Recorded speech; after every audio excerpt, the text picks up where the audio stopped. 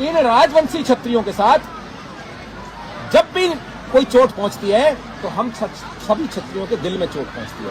आज 5 राज्यों से यहाँ क्षत्रिय इसीलिए बैठे हुए हैं और रामराज मिशन के राष्ट्रीय अध्यक्ष होने के नाते मैं तो ये वायदा कर चुका हूं, महाराज को वचन दे चुका हूं कि जब तक हमारे क्षत्रिय राजवंशियों के लिए कूच बिहार अलग राज्य नहीं बनेगा तब तक पूरे देश का क्षत्रिय शांति से रहेगा। केंद्र सरकार बार बार बेवकूफ बनाती है, कभी कहती है हम आपको यूटी दे देंगे, कभी कहते हैं आपको हम वो ऑटोनॉमी दे देंगे। नहीं भाई, ऐसे नहीं होगा।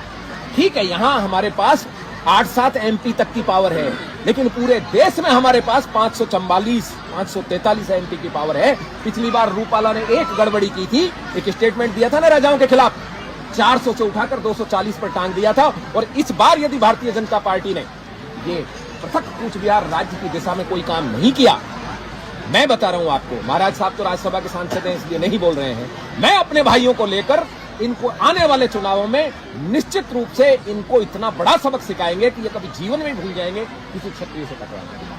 हम लड़ेंगे, हम सब लड़ेंगे मिलकर, और इनको किसी भी हालत में कूच बिहार राज्य हमको दे दो। हम तुमको पूरा भारत दिए बैठे हैं, 562 रियासत दिए ना हमने, अलग अलग देश थे ये। लोग कहते हैं हम हिस्से, हम संधि, युक्ति, ट्रीटी के जरिए मिले हैं, और ट्रीटी दोनों तरफ से होती है साहब, 2 देशों की ट्रीटी दोनों तरफ से होती है। यदि इंडियन डोमिनियन अपनी ट्रीटी पर नहीं खरा उतरा, इन्होंने हमारी प्रीवी पर से समाप्त कर दिए, इन्होंने हमारे राज्य के महाराजाओं के गन सैल्यूट समाप्त कर दिए, तो दूसरा पक्ष कब तक ढोएगा इनको। इसलिए अब समय आ गया है कि कूच बिहार को हम केवल राज्य माने। मैं फिर कह रहा हूं, हम केवल राज्य माने, जैसे कि दूसरे राज्य हैं, जैसे इन्होंने तेलंगाना बनाया, जैसे इन्होंने उत्तराखंड बनाया, जैसे छत्तीसगढ़ बनाया, ऐसे ही एक झारखंड की तरह ही हमें राज्य चाहिए। क्यों चाहिए वो भी मैं बता देता हूं। अभी SIR हो रहा है और उस SIR में से हमारे भाइयों के नाम काटे जा रहे हैं, जबकि ये क्लियर कट है कि क्षत्रिय राजवंशी को राजवंशी क्षत्रिय जो है इनहेबिडेंट है, इस क्षेत्र के मूल निवासी ऑबरिजिनल है। मूल निवासी को कभी जरूरत नहीं होती है डॉक्यूमेंट्स देने की। रही बात 2002 में नहीं है, अरे भाई खाने कमाने के लिए बच्चे बाहर गए हुए थे, यहाँ वोट ही नहीं डालते थे ना। अब ये army officer, navy officer retired है, इनसे पूछिए पहले आर्मी का भी वोट नहीं होता था, तो अब आप उनको देश का नागरिक नहीं मानोगे। दुर्भाग्य हमारा यह है कि रोहिंग्याओं के तो नाम मतदाता में लीगलाइज किए जा रहे हैं और हमारे भाइयों के नाम काटे जा रहे हैं। ये जो SIR है ये स्टेट गवर्नमेंट करती है, तो सेंट्रल गवर्नमेंट, लेकिन कर्मचारी कहां का होता है? पटवारी यहीं का है, शिक्षक यहीं का है, ये भी हमारे खिलाफ। और केंद्र सरकार तो पता नहीं कैसे खजाने की दृष्टि से क्षत्रियों को देखती है हर जगह। दुनिया की एकमात्र जाति है जो असम में OBC में है, यहाँ SC में है, बिहार में जनरल में है, राजस्थान में जनरल में है। ये क्या ड्रामाबाजी है? हमारा एक स्टेटस नहीं है, हमको कुछ भी नहीं चाहिए, सारे आरक्षण खत्म कर दो, सिर्फ हमको हमारा कूच बिहार राज्य चाहिए, ताकि हम अपने MLA चुन सके, अपने MP चुन सके, अपना मुख्यमंत्री चुन सके और अपनी सरकार बना सके। इसमें क्या गलत है साहब? आप देखिए हमारा कुछ मिलता है क्या इससे? कूच बिहार रीजन का, पूरे कूच बिहार रीजन का आपके कलकत्ता के किसी भी दास गुप्ता से या चटर्जी बनर्जी बंदोपाध्याय से कोई मैचिंग है क्या? न DNA मिलता है, न भाषा मिलती है, फिर क्यों? कब तक रगड़ोगे आप इनको? वो इनके ऊपर सदा शासन करते रहेंगे। ये जस्ट ऐसा ही है जैसे ब्रिटिशर्स भारत के ऊपर शासन किया करते थे। हमें नहीं भाई, जमीन हमारी, लोग हमारे, फैसला वो करें। आज हमारे बच्चे रोजगार के ही नहीं, सम्मान पूर्वक जीवन के लिए तरसते हैं, और इसलिए ये जरूरी है, पूरा देश का क्षत्रिय इस बात पे कंसर्न है, और चाहे कितने ही हद तक की लड़ाई जानी पड़ेगी।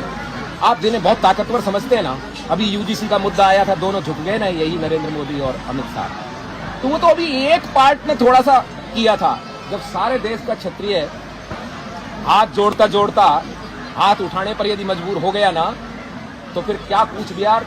हम तो न्यायपूर्वक मांग रहे हैं, 2 न्याय अगर तो आधा दो, यदि इसमें विवादा हो तो दे दो, 5 ग्राम रखो अपनी भूमि के मार। कूच बिहार नहीं दिया तो पूरा भारत ले लो, ये मेरा नहीं।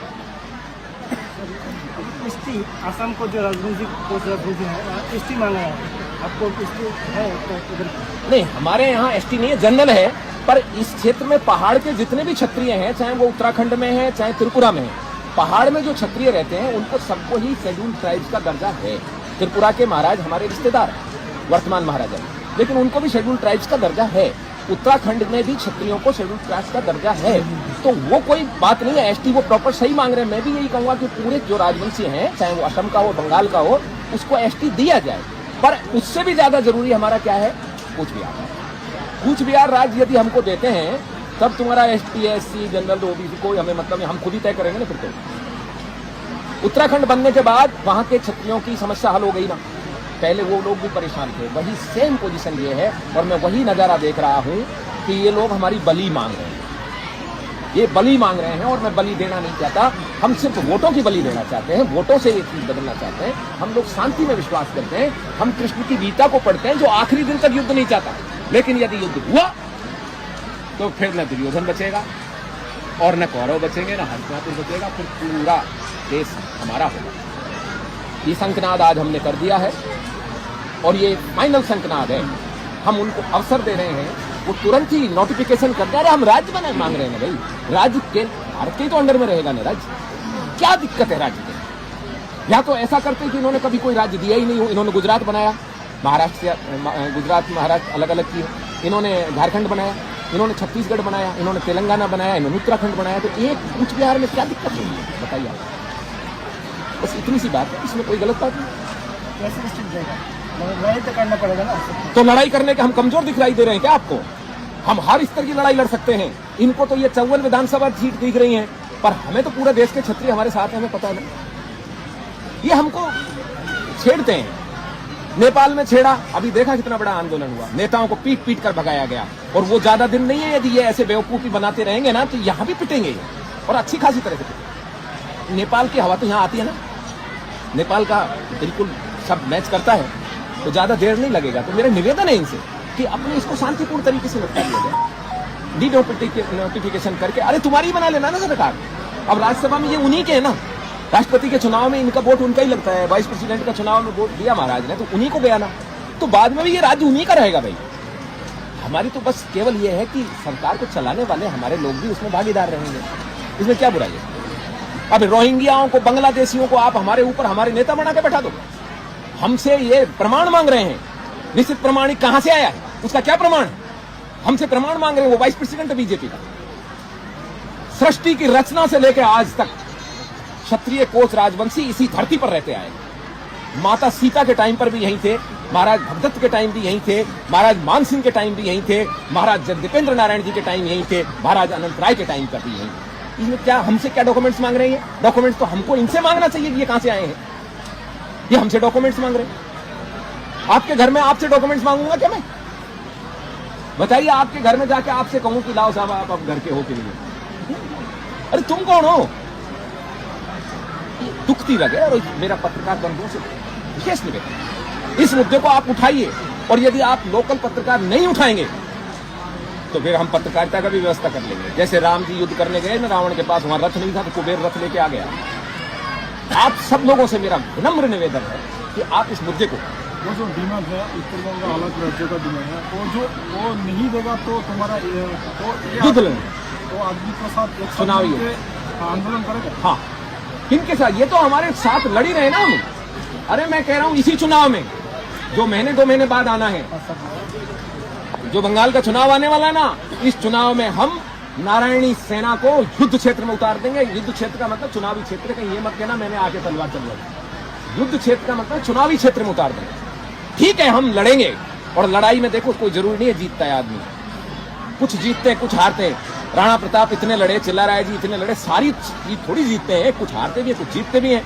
हो सकता है 54 सीट में से हमको 30 ही रह जाए, 20 ही रह जाए, 5 ही रह जाए, पर इनको 0 कर देंगे हम, इन्हें 0 कर देंगे। इतना है।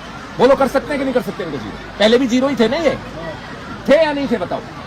तो ये जो 54, 75, 76 सीट है, इसमें 54 तो हमारी हैं, इसी रीजन की है 50-54। तो ये क्या चाहते हैं? यदि आत्महत्या जैसी चुनावी आत्महत्या करना चाहते हैं तो स्वागत है। मतवा को उन्होंने कह दिया, मतवा को कोई डॉक्यूमेंट दिखाने की जरूरत नहीं है, और क्षत्रिय राजवंशी को डॉक्यूमेंट दिखाना जरूरी है। जबकि मतवा हमारा स्वागत है, हम स्वागत करते हैं, वो भी अनुसूचित जाति के हैं, लेकिन उनके और हम में फर्क है। हमने प्रूव्ड है, हम हिस्ट्री के चाहे पौराणिक उठा लीजिए, वैदिक उठा लीजिए, हम राजवंशी क्षत्रिय यही रहता आया है। मतवा की इतनी बड़ी हिस्ट्री नहीं है जितनी बना के चले गए हैं। तो अमित शाह जी से मेरा विनम्र निवेदन है, आपने उनके लिए कहा है, यहाँ के जो मूल हमारे क्षत्रिय कोच राजवंशी हैं उनके लिए भी कहा है। 1931 की जनगणना में जिसकी जो जाति थी वही जाति रहेगी, बदलेगी नहीं कि वहां तो साहब आप क्षत्रिय नहीं थे और यहाँ क्षत्रिय हो जाओगे। अरे भाई ऐसे क्षत्रिय नहीं बनता है। खतरानी की कोख से जन्म लेने के बाद छात्र धर्म का पालन करना पड़ता है, अगले जन्म में भी तब क्षत्रिय बनता है। ये ऐसे नहीं बनेगा कि साहब मन में आ गया चलो आज हम क्षत्रिय, आज हम ब्राह्मण, आज हम शूद्र, आज हम वैश्य। और जब क्षत्रिय अपना होश नहीं संभालेगा तो ब्राह्मण और शूद्र भी अपना काम नहीं कर सकता, यकीन मानिए। आज जो शूद्रों की इतनी बुरी दशा हुई है वो इसलिए हुई है कि राज सत्ता क्षत्रियों के पास नहीं है। जब पहले थी तब यही शूद्रों का सम्मान होता था, इन्हीं ब्राह्मणों का रक्षा होती थी। आज सब एक तरफ से बढ़ रहे हैं। तो ये मेरा